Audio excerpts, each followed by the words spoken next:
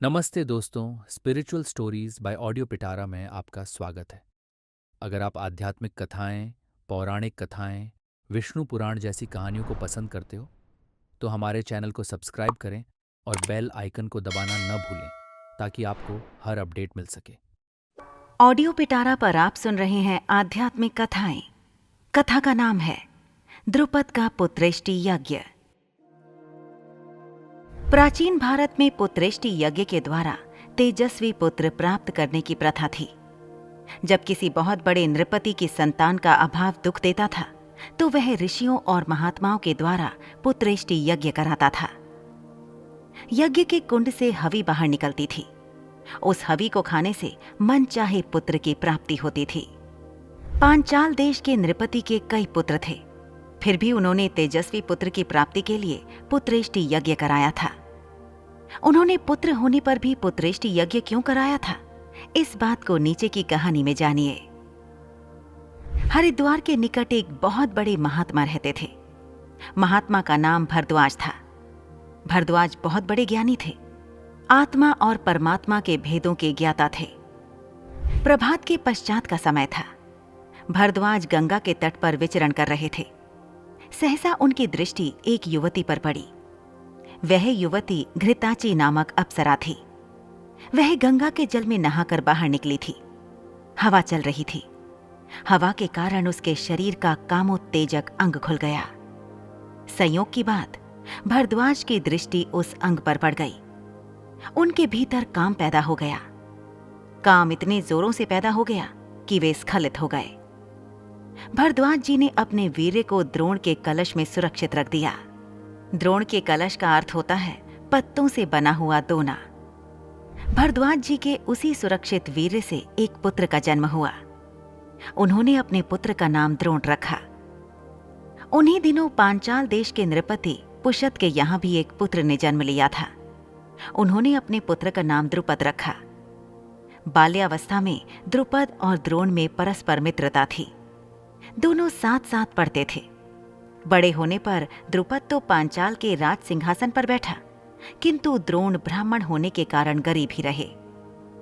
गरीबी के कारण उनका जीवन बड़ी कठिनाई से बीत रहा था। एक बार द्रोण के कानों में समाचार पड़ा कि परशुराम धन बांट रहे हैं। अतः द्रोण परशुराम के पास गए। उन्होंने उनसे धन की याचना की। परशुराम ने कहा, मैं तो सारा धन लुटा चुका हूं। वन में तप के लिए जा रहा हूं। मेरे पास धनुष बाण को छोड़कर और कुछ नहीं है।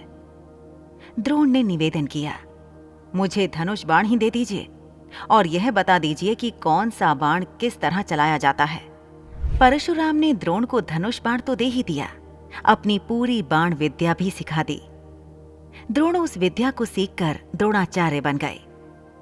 दूसरी बार द्रोण के कानों में समाचार पड़ा कि द्रुपद धन बांट रहा है।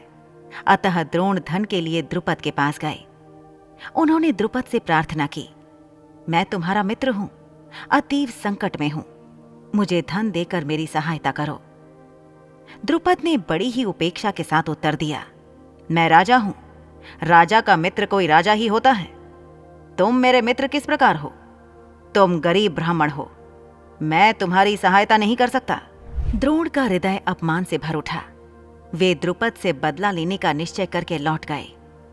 जब वे पांडव और कौरव राजकुमारों के गुरु बने, तो उन्होंने अर्जुन के द्वारा द्रुपद को बंदी बनाकर अपने मन की आग को शांत किया। उस समय तो द्रुपद मौन ही रहा, किंतु उसके मन में भी द्रोणाचार्य से बदला लेने का विचार पैदा हो उठा। उसने निश्चय किया कि वह एक ऐसा तेजस्वी पुत्र उत्पन्न करेगा जो द्रोणाचार्य से उसके अपमान का बदला लेगा।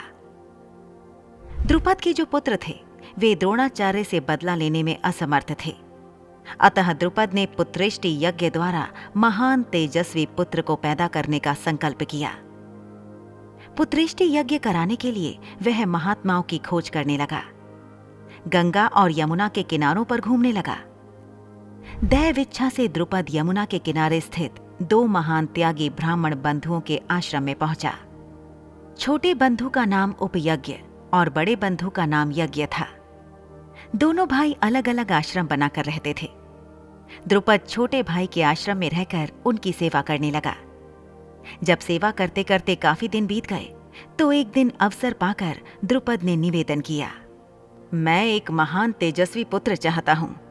कृपया पुत्रेष्टि यज्ञ के द्वारा मुझे तेजस्वी पुत्र दिलाइए। मैं आपको 1 करोड़ गाय दे सकता हूं। छोटे भाई ने उत्तर दिया, यह कार्य मुझसे नहीं हो सकेगा। तुम मेरे बड़े भाई के पास जाओ, वे अवश्य तुम्हारी मनोभिलाषा पूर्ण करेंगे। द्रुपद यज्ञ के आश्रम में गया। उसने यज्ञ के आश्रम में रहकर उनकी भी बड़ी सेवा की।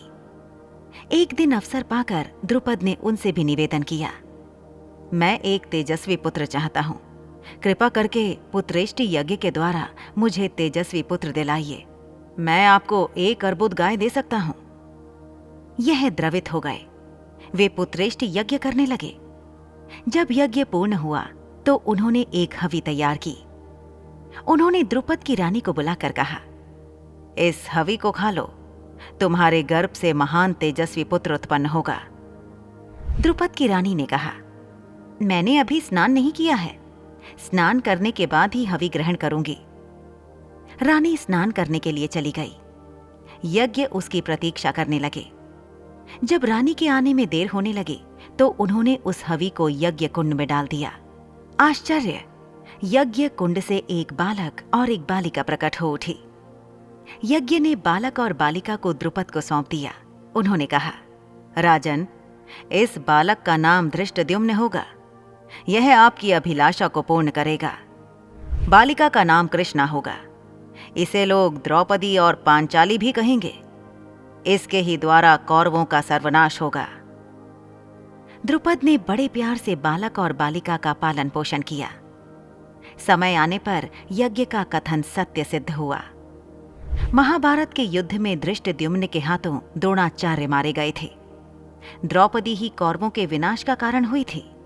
यदि दुशासन भरी सभा में द्रौपदी को नग्न करने का प्रयत्न न करता तो महाभारत का युद्ध न होता, और यदि महाभारत का युद्ध न होता तो कौरवों के वंश का दीपक भी न बुझता।